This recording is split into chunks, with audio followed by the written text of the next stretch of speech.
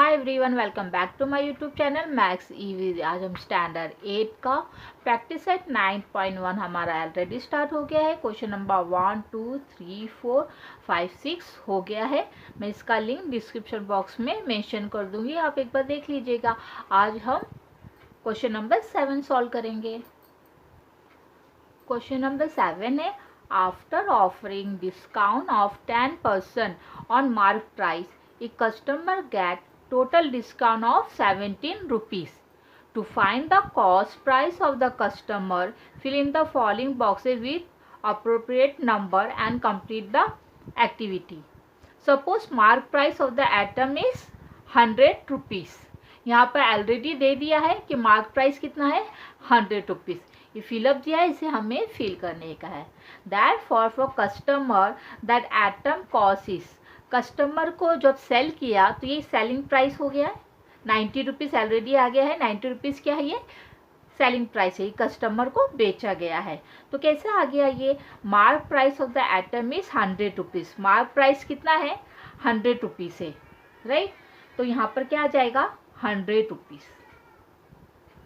Manage कितना करने का है 10%। ऑफर कितना दिया था उसने 10% का, तो 10% उसको ऑफ मैनेज करना रहेगा, तभी उसको 90 रुपीज़ में आया। तो 10% है, तो इधर 10% नहीं लिखेंगे क्योंकि यहाँ परसेंट नहीं लिखने का, हमें रुपीज़ में लिखा है। मतलब 100 रुपीज़ में 10% के हिसाब से कितना वैल्यू आया, कितना कम करके दिया customer.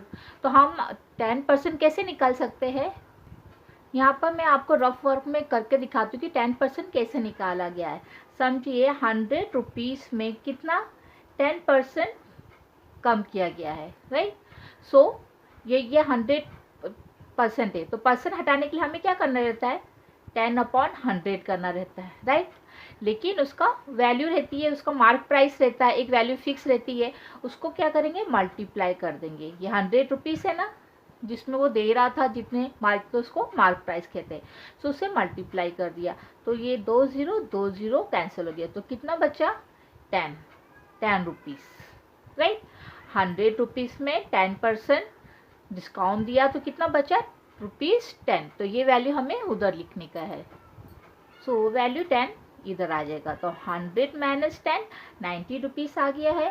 Then hence when the discount is, कितना डिस्काउंट दिया था, डिस्काउंट कितना दिया था 10% दिया था ना, तो यहाँ पे लिख लीजिए 10%। Hind the selling price is dash rupees. Selling price कितना निकाला, मैंने आपको बताया ना कस्टमर को जो सेल किया था, तो ये सेलिंग प्राइस है। तो सेलिंग प्राइस कितना निकाला है 90। Suppose when the discount is dash year dash rupees, then the selling price is x rupees. when the discount is dash rupees, तो डिस्काउंट कितना दिया था, देखो यहाँ पर क्वेश्चन में दिया हुआ है एक customer get total discount of 17 rupees. तो यहाँ पर आ जाएगा 17 रुपीज़, 70 रुपीज़ का उसने डिस्काउंट दिया है। The selling price is x rupees. अभी यहाँ पर देखिए फिलअप में, यहाँ पर जो ऊपर दिया है ये x जो है वो सेलिंग प्राइस है। ये x आप डिस्काउंट वाला मत समझिए, जो सेकेंड फॉर्मूला है ना डिस्काउंट वाला, परसेंटेज ऑफ डिस्काउंट, वो ये नहीं है। यहाँ पर दिया है x सेलिंग प्राइस। देखिए यहाँ पर x है ना, x/100, तो आप नीचे 100 लिख देंगे। आप ये समझेंगे कि परसेंटेज ऑफ डिस्काउंट है, ये परसेंटेज ऑफ डिस्काउंट का x नहीं है, उधर x बोला गया है सेलिंग प्राइस का। सो जब सेलिंग प्राइस x है तो उसमें डिस्काउंट कितना दिया गया, देखो when the discount is 17 rupees, selling price is x है, तो उसमें डिस्काउंट कितना दिया है 17, तो ये यहाँ पर 17 आएगा, 100 नहीं। ओके, ये बस छोटी सी चीज़ें आप ध्यान रखिए तो आपको आ जाएगा। इक्वल टू, अब यहाँ पर सेलिंग प्राइस x की जगह 17 डिस्काउंट मिला, और यहाँ पर सेलिंग प्राइस कितना दिया था, देखो सेलिंग प्राइस इज 90, तो यहाँ पर भी सेलिंग प्राइस ही ऊपर आएगा, और उसमें डिस्काउंट कितना था 10%, तो नीचे 10 आ जाएगा। ठीक है, अभी बस इजी हो गया सॉल्व करने का। क्रॉस मल्टीप्लाई कीजिए, अभी ये दोनों को क्रॉस करेंगे तो कितना होगा 90 मल्टीप्लाई बाय 17/10 आ गया, राइट। अभी ये ज़ीरो कैंसिल हो गया, 9 7 जा 63, 6 कैरी 9 बन जाए, 9 + 6 कितना होगा 15, तो 15 ये रुपीस में आ गया। ये हमारा आंसर आ गया है। सो यहाँ पर भी देखिए दिया गया है the customer will get the item of 150 rupees. चलिए नेक्स्ट देखते हैं। क्वेश्चन नंबर 8 है a shopkeeper decide to sell a certain item at a certain price. He taxed the price on the atom by increasing the decided price by 25%. While selling the atom, he offered 20% discount.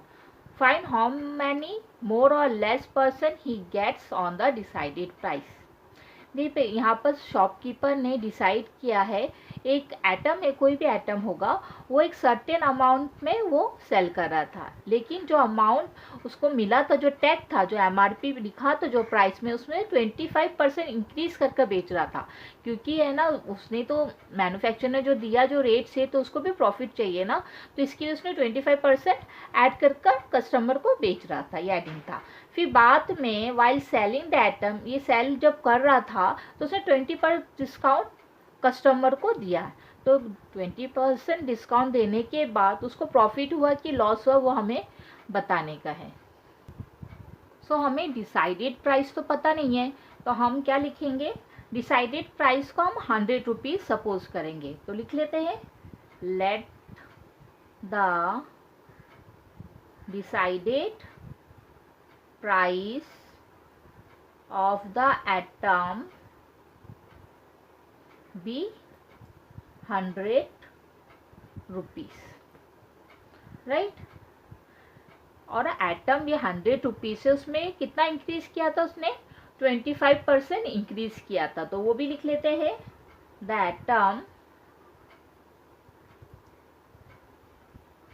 Atom by increasing the decided price by 25%, right. जो given है पहले वो लिख लेते हैं। अभी देखिए decided prices कितना हम सपोज किए 100, उसमें से उसने 25% डिस्काउंट दिया है, तो वो मार्क प्राइस बन जाएगा, राइट, कि उसका मार्क प्राइस का वैल्यू है वो चीज़ का, जो वो वैल्यू से बेचेगा, तो मार्क प्राइस वो होता है, तो mark price of the item equal to 100 plus 25%। अब इतने वैल्यू का वो बेचने वाला था, राइट। तो पहले देख लेते कि उसका मार्क प्राइस कितना है, कितने में वो बेचने वाला था वो आइटम, तो इक्वल टू 100 प्लस, आपको मालूम है 25% हटाने के लिए अपॉन 100 करना रहता है, 25 upon 100 multiply by mark price. Mark price कितना था, कितने में वो बेचने वाला था, उसको मल्टीप्लाई करते हैं 100, राइट। तो ये 2 0 का कैंसिल, ये 2 0 कैंसिल, तो कितना बचा 100 प्लस 25 इक्वल टू कितना हुआ 125 रुपीज़। ये उसका आ गया मार्क प्राइस, ये आ गया है मार्क प्राइस, इतना प्राइस में वो बेचने वाला था, राइट। लेकिन उसने फिर क्या बोला है, वाइल सेलिंग, ये देखो while selling the item he offer 20% discount, जो वो बेचने वाला था ना 20% डिस्काउंट में बेचने वाला था, तो सो जो गिवन है वो हम लिख लेते हैं, therefore while selling the item he offered 20% discount, 20% discount में वो बेचने वाला था। सो हमें वो सेकेंड फार्मूला इधर काम आएगा, ये देखिए यहाँ पर ये सेकेंड फार्मूला है x upon 100 equal to discount given upon mark price. So हमें डिस्काउंट तो पता ही है, डिस्काउंट गिवन हमें पता करने का, और मार्क प्राइस भी हमें पता है। देखिए डिस्काउंट गिवन हमें मिलेगा तभी हम सेलिंग प्राइस पता कर सकते, मार्क प्राइस पता है हमें, डिस्काउंट नहीं पता है, तो हम ये निकालेंगे पहले डिस्काउंट गिवन, फिर फर्स्ट फार्मूला में पुट करेंगे, तो हमें पता चलेगा कि कितने में उसने दुकान वाले ने सेल किया। सो x अपॉन 100 मतलब ये परसेंटेज है, कितना मिला है 20%, तो 20 upon 100 equal to discount given upon mark price कितना निकाले थे 125. तो क्रॉस मल्टीप्लाई कर लेते हैं. Discount give on equal to 20 multiply by 125 upon 100. 10 cancel, 2 1 जा 5 जा, 5 1 जा 25. तो हमें कितना मिला? 25 रुपीज़. 20% में 25 रुपीज़ डिस्काउंट हमें मिल गया. तो अभी फर्स्ट फॉर्मूले में पुट कर, हमारा फॉर्मूला है selling price equal to mark price minus discount equal to mark price हमें पता है 125 माइनस डिस्काउंट कितना निकाले थे 25 equal to 100 rupees. Selling price कितनी आ गई 100 रुपीज़. और डिसाइडेड प्राइस हमने कितना लिखा था स्टार्टिंग में? Let the decided price of the item be 100. तो 100 देखिए यहाँ डिसाइडेड प्राइसेस भी 100 है एंड सेलिंग प्राइस 100 है. तो जितने में उसने लिया उतने में ही बेचा, तो उसका ना प्रॉफिट हुआ ना लॉस हुआ. तो हम लिख लेते हैं decided price equal to selling price. तो उसका लॉस भी नहीं हुआ और प्रॉफिट भी नहीं हुआ.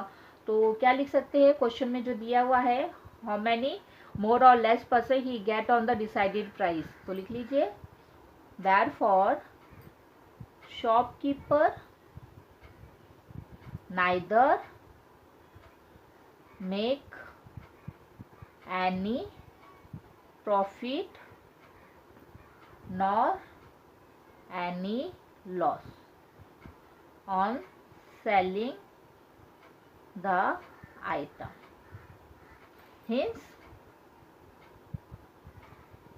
he get 0%. परसेंट में पूछा है ना, सो लिख लीजिए 0% on decided price. अंडरलाइन कर दीजिए. ठीक है. अब इसी के साथ ये प्रैक्टिस सेट फिनिश होता है. फिर मिलते हैं नेक्स्ट वीडियो के साथ. Till then take care, bye.